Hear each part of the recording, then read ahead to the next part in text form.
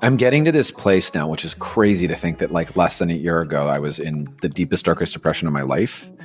And then, coming out of it in December, through work and continuing to do some of that work as well. And medicine and all the whatnot. Anyway, this doesn't have to be hard.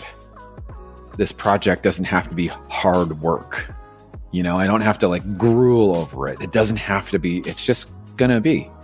And it's going to be work, and it's going to be exciting. And there's going to be days that are long, and there's going to be days that are not. And it doesn't have to be hard work anymore. It can just be the thing that I'm doing. My name is Danny Pomploon, and this is the Seeker and Sage podcast. Yo, everybody. Welcome back to the show. Rocky and I got to get together and do one of our special one-offs for Dharma Dudes, and it was just thebomb.com.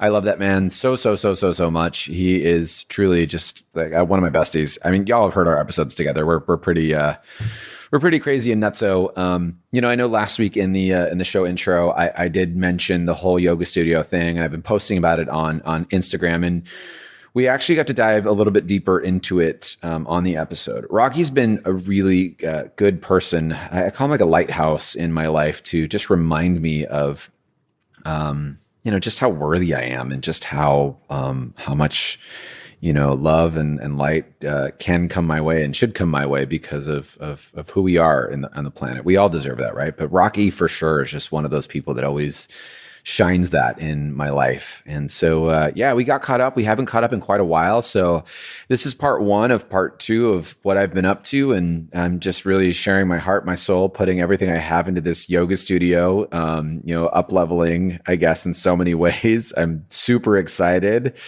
And so we get into it. I really cannot wait to share with everybody a practice. I know that in person seems so close, and I am just so thankful that I get to create this space that really did save my life with all of y'all. And so as things start coming down the pipeline, I will be 100%, out there with everyone, telling you what's going on. And when we'll get together, of course, in a very safe and sustainable way is the most important thing.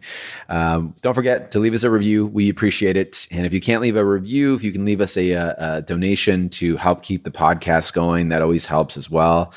I know I say it well and often, but the podcast only happens because of you. And so the more that we participate and hang out and celebrate together, the more we get to do this. So without further ado, here goes episode 162. Rakiki, do you love me? Are you riding? Na, na, na, na, na, na, na, na, na. How's the rest of that song go? Is that what he says? Na na na na na na na. It's Kiki, do you love me? Are you riding? Are you love? Do you love me? Are you riding? Gonna burn down. Gonna burn down. Take it away, Rocky. You're gonna burn down? Burn down. That's news. Mm-hmm. Have you burned down before? A couple times. Don't tell anyone. Oh, I sent it out in my latest newsletter. It was a PS, so see if people get all the way to the bottom. PS, Danny Badamberdares. And we're back, baby. Hey, Bubbo. Bubbo boys in the house. Are you a Bubbo? No, you've got a Bubbo, though. I do. I have a Bubbo Deeg. Fun facts. I think our listeners might be interested to learn more about my Bubbo Deeg. On this week's on this episode, we have a special guest. He'll be contributing his presence and his energy.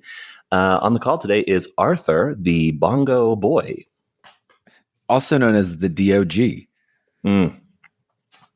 You down with DOG?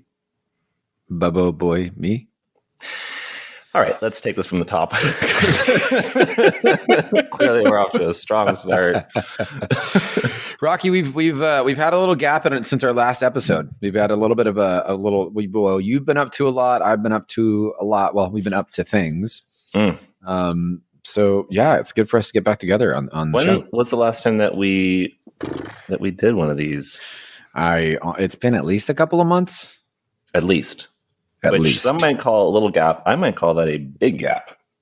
We fell into a big gap, Danny. Yeah. And all that's to say that I've missed you. Rocky, And I hope you know how much courage and vulnerability it takes to confess that to you, Danny. I put in a strong front, but the truth is, I need you. I want you to know that I feel seen. I feel heard. Hurted. Oh, speaking of the Bubba boy, do we hear the sound effect of what? The dog in the background? Oh my god! Yeah. There's definitely snoring going on there. Yeah, that's Bubba Deeg on the cans today in studio. Rocky, I figured we would. I mean, it's a great place for us to just, I think what people appreciate about our conversations is that they really get a real solid glimpse into just our lives, and being able to share a real conversation from our perspectives without, you know what I'm saying? It's kind of no filter. Keep going. So I figured we'd just check in and see what's up. Like, what are we up to?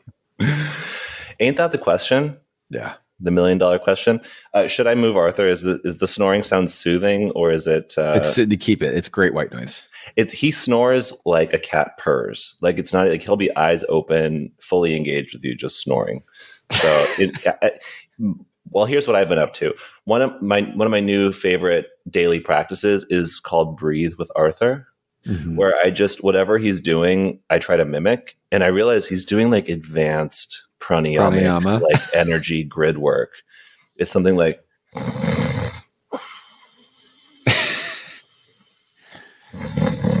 is he doing like super ujjayi? Oh yeah. I mean, I always knew that whatever dog I would get would be the reincarnation of some enlightened master. So I shouldn't be surprised, but I always am. Right. Just the wisdom that this boy has. So that's pretty much all I've been up to for the last several months, is just breathing with my dog. Years ago I worked with a life coach because my life needed some coaching, and probably still does.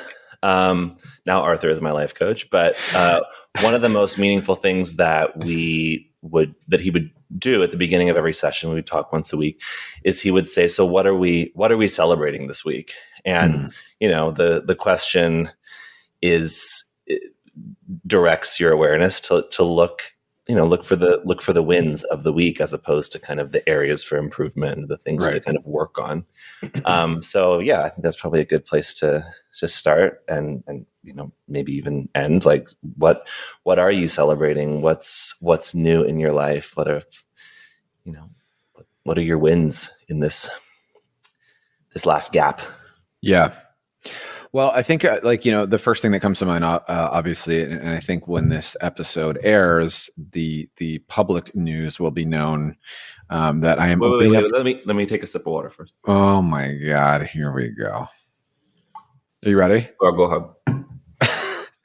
Oh, I get where you're going here. The public news will be known that I'm opening up a yoga studio. I can see Rocky and you guys can't, but he literally took a sip of water so that he could spit it out for that real sound effect. So thank you. That's commitment. I can do it again. Do you want to record it so you can release the video clip with the... We can edit this all out. No, we're keeping this in for sure. Danny. I know. I was so focused on the spit take, I didn't actually hear what you said.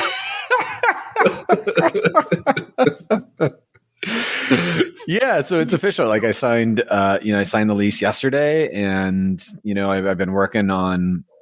I just been thinking a lot as the world is turning and things are happening, and it looks like finally we're getting ready to like open California, and just there's a lot going on, and I am ready to get back. I'm ready to get back in community. I'm ready to get back in touch with people. And one of the things that I've learned in my journey is that although I can work well with others for sure, I don't like working for other people too much. Like, I know that like the way that I envision things and the way that I want to put things together, I very much like to be involved and really, I just have this like vision. And, my strong suit is business and marketing. It's like one of the things that I've shied away from a really long time because I wanted to be known as something different. I wanted to be like the anatomy teacher or the wisdom teacher, or and it took a long time to realize, well, actually my strength is a really good one and people need it as well.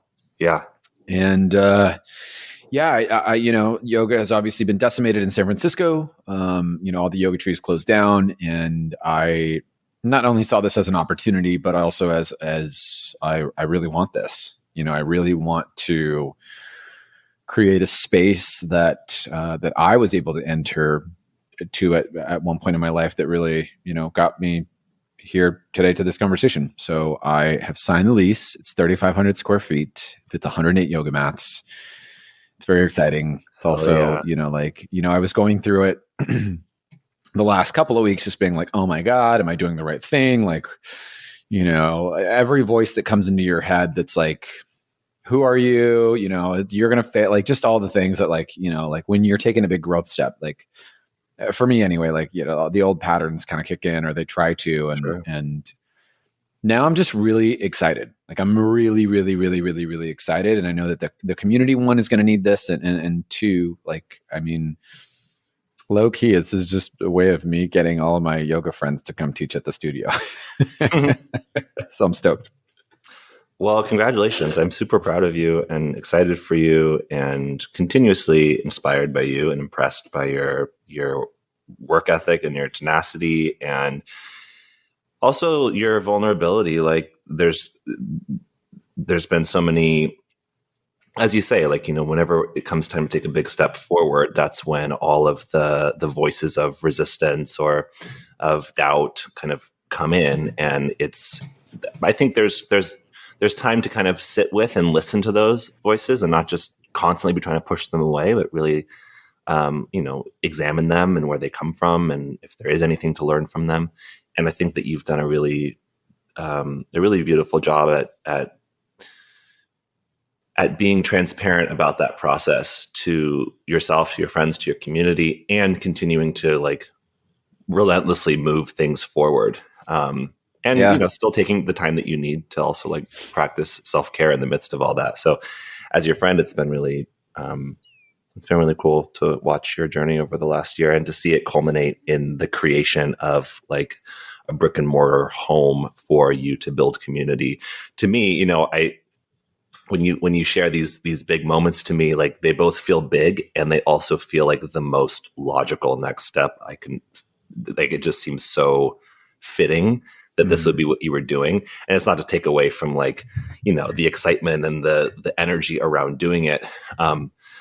But it just feels really right. So I'm happy for you. Thank you. I mean, it's really, so I had this moment, a couple of nights ago, where I was talking to my boyfriend, or the man I am dating. Sorry, let me have another sip of water. Hold on, wait, go for it. No, I actually met your boyfriend because he came out to be at the beach the other day. Yeah, I was like, oh my gosh, you're a real person. You're not just someone. He texted me. He was like, Rocky is so big. I'm like, yep, you definitely can see him. Well, you heard it here first, folks. And his boyfriend thinks I'm big. Yeah. You're a mess. Put it in the show notes. Put it in the show notes. There'll be a link in the show notes. Don't worry.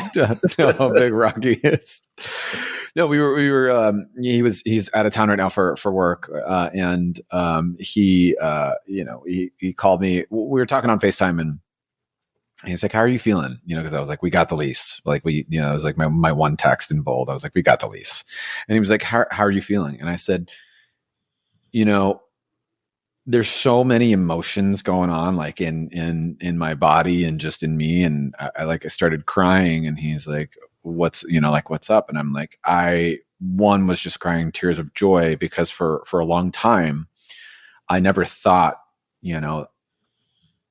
I'm getting to this place now, which is crazy to think that like less than a year ago, I was in the deepest, darkest depression of my life.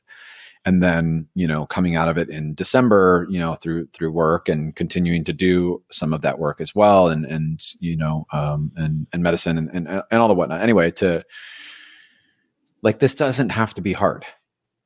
This project doesn't have to be hard work. You know, I don't have to like gruel over it. It doesn't have to be, it's just going to be, and it's going to be work, and it's going to be exciting. And there's going to be days that are long, and there's going to be days that are not. And it doesn't have to be hard work anymore. It can just be the thing that I'm doing. And, you know, it's really cool to see that. It's really cool to observe myself from a distance, like really seeing confidence and trust in myself in this type of way. And also, you know, like loving myself radically right now is so cool. Like, it's not only like that I like, yeah, this is going to be great and it's going to be good. And it's not because I deserve it, but because I am, you know? And so that's enough. Hear, hear. I can attest to the fact that you are. If anyone doubts for a second, I'll be like, Danny for sure is. I see him. he is seen. He is hurt. You know, I think it's hurted it. What did I say? Hurt. Oh, no. You're definitely hurt. Yeah, I think about like, I mean, to a certain extent, I can imagine opening a studio kind of like having a child. Like creating a family. I am with child. Yeah. You've been pregnant with the studio for a while. And, you know, I think I don't know who my baby daddy is. It's really weird. Wow. Yeah. This podcast just took a turn. But I don't know if I'm going to like say this correctly, but I've seen this in you, and I've certainly experienced it in myself for a lot of my journey as you're sort of on the climb to sort of establish yourself both within your profession, within your community, even just within your own kind of identity. Is that me or is that you? It's probably me. Oh, yeah. Usually sounds of the city, soundscapes. Yeah. That there is sort of this like pursuit of kind of wanting to prove yourself to yourself, 100%. And the types of questions that you might ask as you're trying to establish yourself within the industry, certainly as it becomes more saturated, like what sets me apart from the rest, or what is sort of my thing, or how can I kind of further expand my reach. And while it's important to go through those kind of periods of ambition and of kind of the pursuit of growth, it's really sweet to arrive at a place where you kind of can embrace, and what I hear you saying, like what sort of your niche might be, or one of your areas of expertise is like the skills that you were developing behind the scenes in order to pursue what your thing is, which is like the behind the scenes aspect of like running a business and creating a brand and you know, connecting with community. We might not see those things as like, you know, particular areas to explore or to highlight versus like, oh, my thing is like anatomy or smart sequencing or like philosophy, but it's like the engine that's behind all of it. And so, you know, kind of acknowledging, I had a similar moment where, you know, I've learned a lot about anatomy. I've pursued a lot of my interest within the yoga system and everything that sort of entails. But, you know, the more you learn, the more you're aware of what you don't know and who the people, the real experts are that you're learning from. I had to kind of be like, well, I wouldn't call myself an anatomy expert. I wouldn't call myself, you know, like a yoga philosophy expert, these things. But I do think that I have developed a sort of mastery around being able to synthesize what it is that I'm learning into something that I can turn around and offer in a meaningful way to others that want to learn. Right. And that's not like a thing that you can identify as like, that's my strong suit, but it really kind of is. And it's like, that's the thing that I've been working on all along without really knowing that that's what it was, if that makes sense.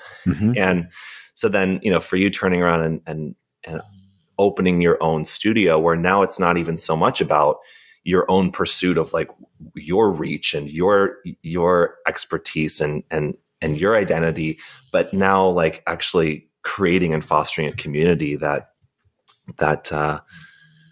that is reflective of all that, those years of experience and learning and stuff. And that just feels really sweet. I can really resonate with that. I'm not opening my own studio, but I do feel like I'm at this place in my career where I'm not like pushing or reaching or trying to prove anything, but it's sort of like there's like a maintenance to just, tending to my life, tending to the garden of my life, and finding a sustainable rhythm where it can continue to grow without force and without like need and without yearning, but in a way that's sustainable. So yeah, I think it's I mean, you said it so well. It's the gift isn't necessarily the knowledge base, but more the synthesizing. Like that's a gift. Do you know what I mean? Yeah. Like the fact that like here's one thing I didn't think about for a long time, but actually my skill set is really important for the industry. If I can help teachers become sustainable and launch their businesses and that's more yoga. And not everyone has that. And I think egoically you think, or I thought anyway, like, oh, I didn't want to be known as the marketing, business guy. I wanted to be known as something else because something else is smarter or better or more wiser or whatever it is. And then you realize like there are some of those people that now call me and they're like, I really need your help. You specifically. Like you've got this, like, yeah, well, that's it's hard to kind of like, I was, don't be offended, but I was recording a podcast yesterday with, wait, what? Someone else. Oh God, here we go. Danny, excuse me. We don't need to bore our listeners with this, but we have an open relationship when it comes to podcasting. Nothing else, but with podcasting, we're open. We'll talk about this later. Okay. And the interviewer was asking me, like, kind of give an overview of who you are and what it is you're sort of known for. And I had a really hard time answering. I wouldn't have had to ask you that because I already know that. So because I know you, so Okay, great. Well, I'm glad. But that's cool. I'm glad we've covered that. I'm glad they had to ask you that. So I'll tell her to not release the her. Yeah, cool. Yeah, you tell her. Oh God. It's like every time I feel like you've made a lot of progress, and we have a moment like this, I just slip back. It's just me and Arthur for the rest of the episode. Danny's gone, left in a huff. What were you saying about egoic desires? And anyway, okay, so she was asking you. Anyway, she was. I was asked the question like, "What are you known for?" And I had a hard time answering that because it really depends who you ask. Right. If it's like just someone that follows me on Instagram, they'd be like, "Oh, Speedos," or like indoor gardening, or right. my friends that have known me for a long time, or people that worked with me many years ago, even before I really had established myself in the yoga career or yoga industry, like they know me as a musician or as an actor, and so like yoga is this other thing that I do. So it's like you kind of can't be the one to define to the world what you're known for. It really like Arthur is known for advanced pranayama. He's doing a great job. We can hear him. He's doing great. Arthur, you are heard. You are felt. You are also lazy. Get a job. He does have a job. It's called peeing all over downtown LA and taking olfactory inventory of the scents of the city. Great job. Thank you very much. Even when I've released music and I'm asked to create sort of like a press release or something that describes my music, or people ask like, what genre do you sing or do you create? And I can never answer that question because I just do what I do, and it's the receiver, it's the audience, it's the student, it's the person that I'm working with or who's getting to interface with what I create that gets to define the meaning of it, if that makes sense. What I hear right now is you saying regular yoga. Maybe tomorrow it's irregular yoga. Oh yeah, it's just I'm known for regular yoga and sun salutations. Yeah. No, but just to say, like you trying to define what you are known for sort of hinders your ability to discover the value that you are authentically offering within the community, and then that being reflected back to you can help bring more awareness about what it is that you do. Right. Like this podcast is a great example. For years I thought like I'm going to be known for anything that's going to be like smart sequencing and a solid knowledge of human movement and anatomy. And you ask some people and they would say that is what I'm known for.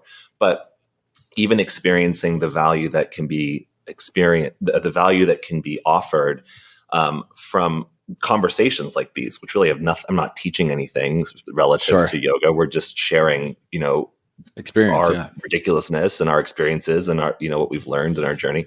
And there is value in that. So all that's to say, like, talk to different people and they're going to say you're known for different things. And then if the common denominator or the common thread is like, well, I think of you as I've come to you many times with like this, business related questions and marketing advice and help sort of managing the behind the scenes aspects of my business. And it wasn't even that I was like, well, Danny's the business guy. It's like, just, I see that you do a really solid job of that. And so it's been cool to watch you kind of, watch you pursue that more intentionally, or to offer your voice within the yoga space, like as an expert in that arena, and to own that, because for sure you are that. Thank you. YEW, by the way. Thank you. Y-E. Oh, I thought it was EWE. Thank you. Thank you. Thank you. Thank you. Thank you. And I have these moments, and I had one the other day where I was in a Zoom room with these teachers that I think are like the titans. Zoom. I was in a Zoom. Thank you for the correction. Is that how you feel right now in a Zencaster room with me? Is a Zen room with me and Arthur? Just real titans of whatever. How do people put up with us? No, I was just sitting there with, like some teachers that I just think are like the best of the best, and to sit back and be like, wow, this was cool that I had, one, the courage to do it, and two, there's obviously something that I have done right, or maybe wrong, that these people were like, yeah, we're going to show up to this meeting and hear what you have to say. Yeah. And I can relate to that in that, like, I had a moment recently where I was like, a good majority of the teachers that I really came up sort of not just really respecting, but learning a lot from. And, I really see them as like my teachers, my sources of inspiration, and, the folks that I've kind of aspired to be like in my teaching. Many of them who I know, they regard me as a peer. They don't talk to me like a student or like someone that's further down any kind of totem pole, but they see me as a peer, which, Noah is a great example of that. Like I we work as colleagues pretty closely now together for a number of years, but for many years before that, I really looked up to him as like my teacher and my mentor. And there's a real sense of arrival in that when you can kind of sit alongside your teachers in sort of a collaborative way. But it's also, I guess going back to the topic here, like it's caused me to kind of reflect, well, because they're more experienced than I am in X, Y, and Z. So if they see me as a peer, they must see me as being amply experienced in the areas that I am. Right. And I might be kind of comparing myself against whomever based on different areas of knowledge or expertise, but me being sort of this, again, synthesizer of what I've learned from my influences, like that's the thing that I don't really feel I'm an expert in, because it's just innate to who I am at this point. Right. And so you might be, oh, this person knows so much more about this or has more experience in that. But, sometimes it takes those moments to recognize, like, oh, look at who's around me. Look at who's engaging with me. Look at who's, who's like welcoming me with a seat at their table.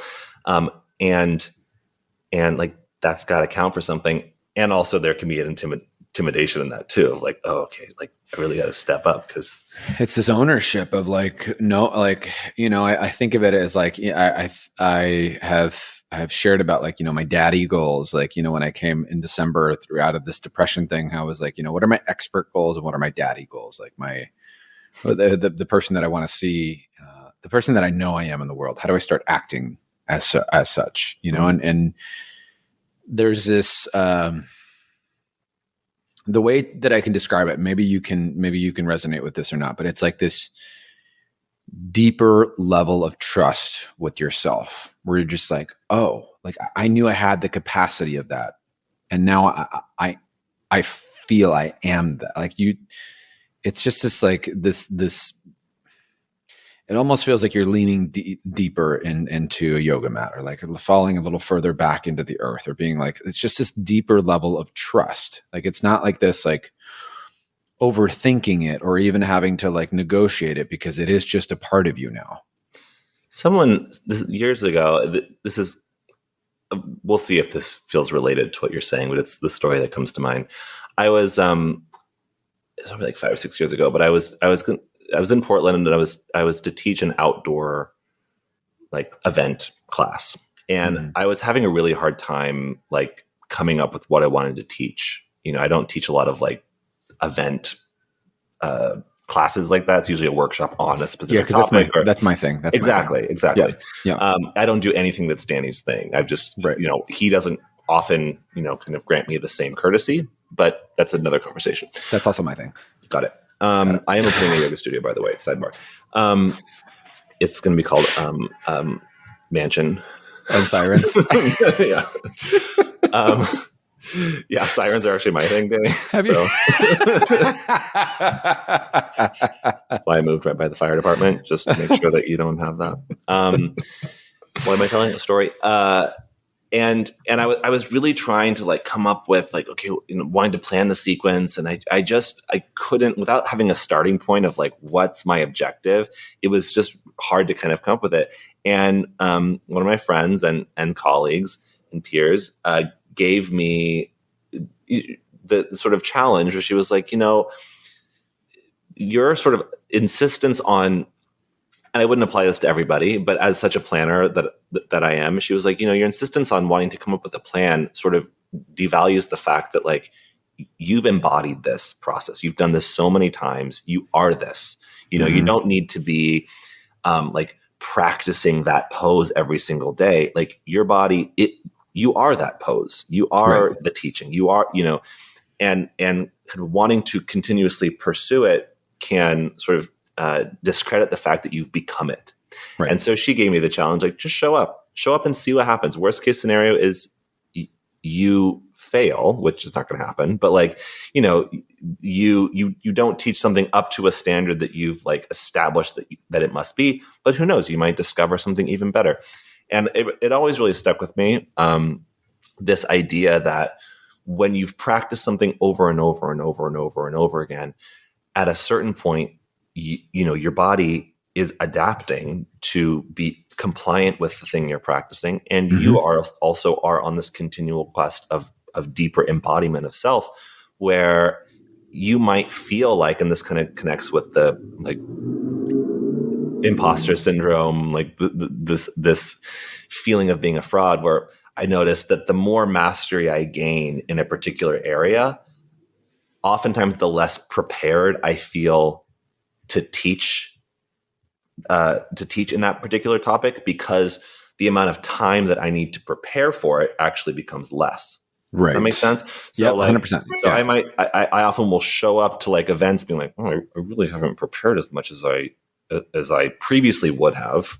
Right. So there's that insecurity, but then you discover that, oh, it's because I've been preparing by doing this over and over and over again, that now it's time to kind of let some of that go and be the thing that I've been working towards in so many different ways. You've done years and years of prep for it over just like, hey, I'm going to pull these slides out now or work on this. It's like, it's something that it is something that you are.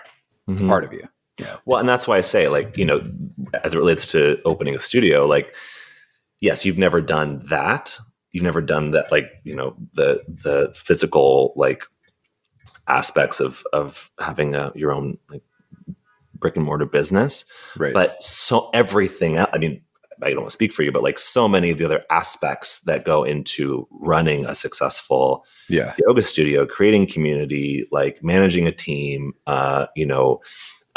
developing trainings and workshops and curriculum and putting together a schedule. Like you've not only that you've been working on it, like you've been doing it for so long now that it's just, that's why it feels like such the next logical step in my mind. It's just assembling the pieces in a new way. Yeah, I do feel that, and maybe I should feel a little more nervous. Maybe I shouldn't, but I'm just like, yeah, okay. I'm sure you'll feel all the things at the appropriate time. Yeah, it's like, I'm sure there'll be moments where you feel nervous. I'm sure there'll be moments where you feel overwhelmed. I'm sure there'll be moments where you feel really satisfied and really relieved and really excited and really like, baffled. Like I'm as with like any meaningful endeavor, I'm sure it'll take you on whatever journey it's meant to. Yeah. And it's interesting, it's interesting because this last year saw obviously the closing of so many studios, like saw the kind of what's on the other side. They just got decimated, man. Yeah. They're just gone. And it's like a relationship. I mean, having, I've been in a number of very meaningful relationships, some of which I thought would last forever in the way that I thought they were. And I've had to grieve the ending of a lot of relationships too. So like entering into a new one, feels both exciting and also like intimidating because you've seen it now from both sides. You've felt what it's like to watch a studio go away, and now you get to experience, what it's like to watch it come together. But I don't know if like for you, yeah. And I mean, okay, so I'm just, as we circle sometimes, like I have seen it. And, just like some of the relationships that I've ended, I've taken my time, nowadays, and I've learned so much from those relationships, things that I don't want to do again, things that I will do differently, like, just like that. And even coming into this venture, this new relationship, this new, thing, I'm like, wow, this is what I want to do different. And this is what I want to put first. And if it wasn't for the previous, I wouldn't be as clear as to how I want to do it today. Yeah. And I imagine like to a certain extent, all you can do is kind of get clarity on those things and walk into the experience, but the experience itself is going to show like, I've ended many relationships and like done the work to process what I've learned from them and what I want to take into the next one. And then you enter the next relationship and like similar patterns will show up that you already saw before that you're like, I already said I wasn't going to do that again, but it's happening again in a different context. Or like the analogy, imagine if like having kids, like we all were the children of humans that and like experienced the like ongoing samskara of that. And like, you kind of do the work and you process like the ancestral trauma and the inherited shit that you've that was passed down and different things. Thanks, mom and dad. Yeah. And then you're like, okay, like I'm gonna have kids and I'm gonna do all the things that my parents didn't do, or shouldn't say it that way. Like I'm whenever my mom listens to me talk about things like that, she's like, what did I do wrong? Like, I love my mom. She was an incredible mom. I do too. Yeah. I got an Easter basket, by the way. Oh, did you? Yeah. She is adorable. I love her. My mom sent Easter baskets out to like just me. Me. Just you. Thank I was you. a little jealous. Yeah. But it's fine. It's actually I heard totally where fine. you were going with that, and I was like, oh no, I should just course correct now. It was just me and Rocky. That's it. She didn't send them to anyone else, right? Yes. That is cool. All of our. She did send one to all of our listeners, but other than that, moving on. But no, then like you, I would imagine, I don't have kids, but like you have kids, and then you watch yourself be kind of your parents to a certain extent, and then you have to like dismantle it in a whole new way. So I don't know. I'm not trying to like freak you out about opening a studio. I'm just saying, like, I imagine a lot of the things that you've learned and experienced, you will also get to experience on the other side of, and then have to make those kind of choices that, We should title this episode, Danny's Having a Baby. Exactly. Yeah. Save the date. Save the date. Yeah. Yeah. It's boy, girl. It's a They're what pronouns. fluid. What They're pronouns fluid. were your studio use? Yeah, I'm gonna let them choose. You know, I love that. I'm progressive. I've always known that to be true about you. Well, listen, I would be honored. I mean, I would be honored if you would ask me to be the godfather of your child. What does that look like for you? You asking me or the actual responsibility? The actual responsibility. Oh, it just means that like I can show up every now and then and like give everybody like, you know, treats and like be like the fun, like, you know, special guest that like gets all the perks without any of the responsibility. So do you want to be a gunkle or a godfather? Because it sounds like you want to be a gunkle. I want to be a gunk father. Oh, wow. That's a new one. Yeah. Well, it means that I can define what it looks like in real time. Based on like as it's going. So based if you're on just absolutely nothing. Right. Got it. Okay. I understand. Rocky, would you actually, while all of us are listening, would you be the, what do we call it? The gunk father? Gunk. I was going to call it the guffather. Gunk father? No, let's keep overthinking this. This is great. Yeah, we'll put it in the show notes, whatever we come up with. We'll link it in the show notes. Yeah. Sorry, what were you going to say? I was going to say, will you be the guffather of the yoga studio? Well, as I said before, I'm very honored by you asking me, and I will think about it because it's a big responsibility. And I will text you my response in a one word fashion. It'll say, yeah. And then I'm going to write you a lengthy response, and you're just going to respond back. Okay. Yeah. Okay. Thank you. Thank you. Yeah, it's interesting. You know, I'm excited, and I can't wait to see how are those your sirens or my sirens this time? I think it's probably one of yours and one of mine doing harmony. Oh, this is great. Yeah. This is so good. Like they called each other? I don't question the magic. I just let it be whatever Amazing. It is. Yeah. Don't peek behind the curtain. I'm excited to just create space. You know, I mean, you've seen me at Burning Man. I just love to bring people together and do a little bit of this. Wait. You go to Burning Man? Oh my God. This is happening again. I'm triggered. Who do you camp with? Funny. For those of you that haven't heard any of our episodes before, 2 years ago at Burning Man, because it didn't happen last year, right afterwards, Rocky was going like, wait, you went to Burning Man? Where did you camp? I was at Sacred Hair too. That is hysterical. You were there at the same camp as me? Yeah, Rocky. It's actually my camp. Okay, well, it's my festival. You know, so good. I'm the man. Yeah, you are Burning Man. Well, we should totally like coordinate before next time so we can like actually see each other there. It's so fun. Isn't that just the way? Like you see the same person every day, and then someone that like is in your very camp you don't even see once. I'm gonna attack you in reverse again. I'm gonna be looking out for it this time, Danny. Oh my God, that was so good. Oh man. No, I remember you. Yeah, I know. Yeah, you were that one guy that was doing all the and then doing all the and then he was like and then all the yeah, no, a lot of that actually. What about a little bit of and a little bit of and a little bit of I said we started with Drake, we're gonna end with Nelly. It's getting hot in here. So hot. So take off all your clothes. I am getting so hot.